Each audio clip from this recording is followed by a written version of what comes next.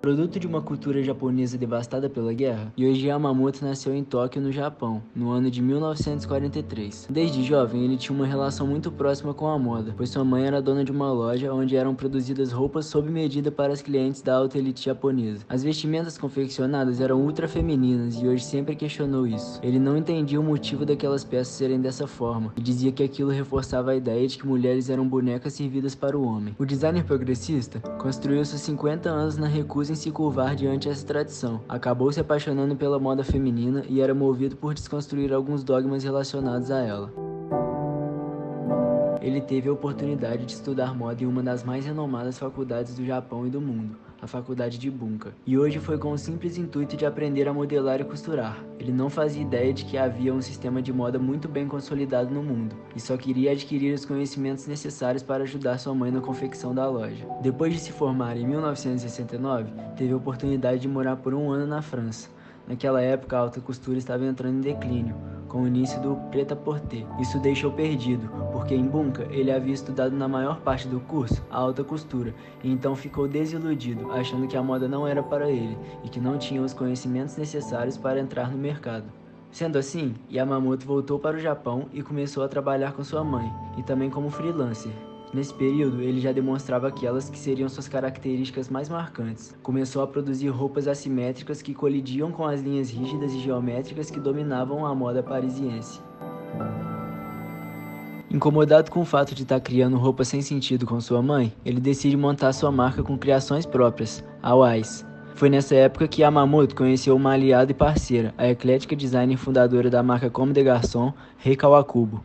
Apesar de temperamentos radicalmente opostos, eles compartilhavam uma semelhança na moda. Ambos eram atraídos pelo anormal, sem restrições por regras e tradições convencionais. Os dois estavam procurando uma nova maneira de projetar roupas para mulheres. As primeiras ideias ele carrega consigo até os dias atuais. As peças de hoje são extremamente influenciadas por sua origem e pela maneira que ele enxergava o mundo. A monocromia, principalmente utilizando do preto, a modelagem e cortes diferenciados, a assimetria e a mistura do formal com o informal são processos criativos que sempre estiveram aliados às suas indumentárias. Dizia que as cores tinham sentimentos e ele não queria passá-los através desse recurso. Por isso o uso do preto. O seu foco era na silhueta, ou seja, nos cortes e modelagens. Yamamoto foi um dos primeiros a afastar um pouco da ideia da modelagem tradicional. Ele realmente estudou e investigou outras formas em que o vestuário poderia estar sendo construído. Dizia que todo corpo humano é assimétrico e buscava sempre trazer isso em suas peças. Suas coleções são sempre construídas em torno do conforto e confiança que as roupas podem proporcionar às mulheres. Ele não se interessa em apresentá-las como objeto do desejo masculino. Segundo o próprio designer, as palavras-chave de sua linguagem são assimétrico, contraditório, oposto, imoral, estúpido, ridículo, resistir, destruir, destruição, desobediente, incompleto, aproveitar e dano. Conseguimos inseri-las perfeitamente em suas criações. Essas palavras fazem parte de sua história e têm muito a ver com o que vivenciou em suas origens. E hoje perdeu seu pai na Guerra do Japão e teve que passar sua infância e juventude vendo sua mãe trabalhando 16 horas por dia para poder sustentá-lo. A partir dessas situações, Yamamoto conseguiu transformar a raiva em inspiração. Ele citou que esse sentimento é um bom ponto de partida em seu processo criativo.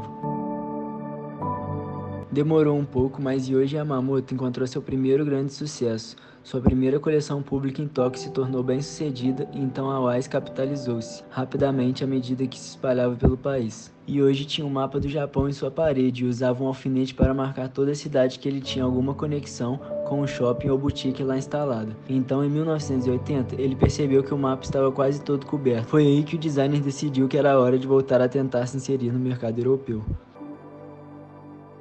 Então, após 3 anos com sua marca no Japão, Yohji decide voltar a Paris para tentar se consolidar no mercado europeu. Nesse período, Rei Kawakubo também estava indo ao continente, com o mesmo intuito. Em 1901, ele abre uma loja em Paris e no mesmo ano estreia uma coleção colaborativa com Kawakubo na Paris Fashion Week, que abalou as bases da expectativa tradicional. Com toda a polêmica desse desfile, os ataques vieram em peso. Ainda que tenham conquistado certa parcela da crítica, a maioria do público não gostou. Para Rei, tais críticas soaram como um sinal de que tinha dado certo o desfile desfile, pois era a intenção dela perturbar o sistema de moda dominante. Mas para Yoji foi profundamente perturbador. Ele só queria expressar o que sentia através dos vestíveis, não queria aquela sensação de que estava indo contra a moda. Apesar dos protestos, aquela parcela que aplaudiu a coleção se converteu fielmente a esse novo senso de design, e no final foi melhor que as pessoas reagissem com ódio ou amor do que com simplesmente a indiferença. Para aqueles que odiaram, era só o início de uma longa jornada, e Yamamoto superou todos os obstáculos, preconceitos e xenofobias em sua jornada. Seguiu trilhando seu caminho sem abandonar suas características revolucionárias, e junto de Rei Kawakubo, começou a ser visto como uma onda invasora do design japonês. A estética do design do Yamamoto evoluiu ao longo dos anos. Desde a primeira apresentação da sua marca, em 1981, durante a Semana de Moda de Paris, cada coleção é recebida pelo mundo com grande alvoroço e aplausos. Sua carreira atingiu o auge na coleção de casamento de 1999. Isso confirmou o novo caminho romântico que ele havia tomado ao mudar o registro do masculino para o feminino. A coleção transcende a moda e o consumo, chegando muito próximo da arte. Era um espaço amplo, onde as modelos desfilavam lentamente, como se estivessem mesmo a caminho do altar. E hoje partiu dos tecidos e formas básicas de vestido de noiva, como seda, marfim, tule e crepe, e deu a eles novas formas e significados jamais vistos. As modelos permaneciam no stage por mais tempo do que o normal, e iam modificando o look, adicionando ou retirando peças de maneiras completamente inesperadas. A desconstrução de gênero também marcou o desfile, que hoje é uma das principais referências no tema. Yohji Yamamoto levou o público às lágrimas, ao mesmo tempo em que se deliciavam com sua maravilhosa irreverência. Alguns presentes disseram que nunca havia visto tanta gente chorando de emoção como nesse desfile.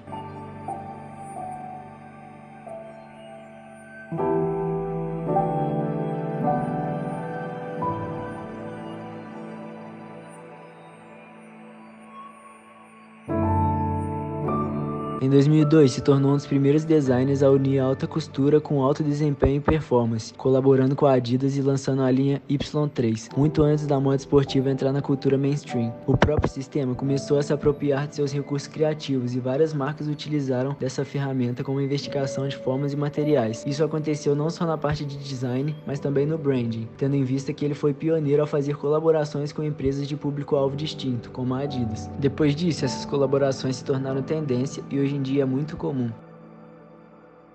Apesar do sucesso como designer, Yamamoto nunca teve interessado pelo lado empresarial. Preferia lidar com o elemento criativo e deixar que os outros cuidassem dos negócios. Isso teve consequências e em 2009 ele declarou falência, mas felizmente foi resgatado por um grupo de investidores japoneses que apoiaram uma reabilitação e o negócio pôde continuar a funcionar normalmente. Yamamoto sempre esteve mais preocupado em seguir seus instintos do que com a expectativa dos outros. Ele está sempre ansioso pelo que vem a seguir. A única coisa que ele pretende superar é a si mesmo. Cada coleção é projetada para movê-lo para frente como designer e artista. Hoje, aos 78 anos, sempre desconsidera a ideia de aposentadoria e ainda pratica uma dedicação feroz ao ofício e sua equipe.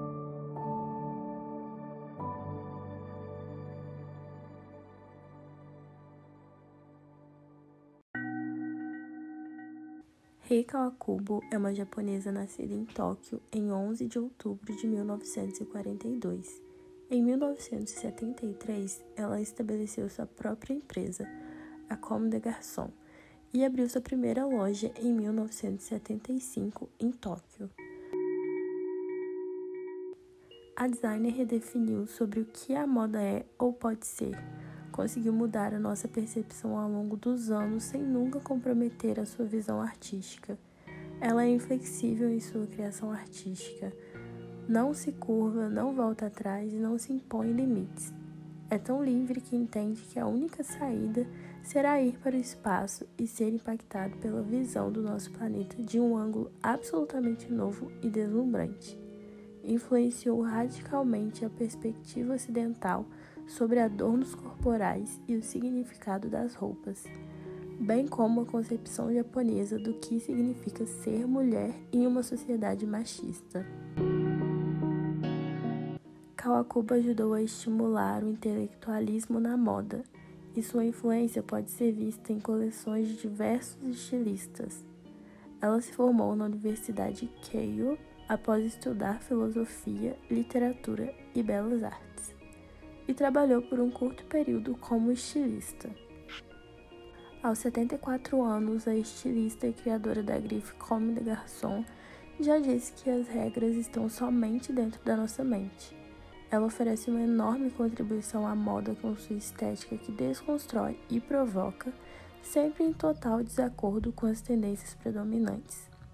Rei trabalha para satisfazer suas próprias ideias e é uma das pessoas mais influentes da moda contemporânea, tanto que virou o tema da próxima mega exposição do evento do Metropolitan Museum VAR, em Nova York, onde aconteceu a abertura no dia 4 de maio de 2017.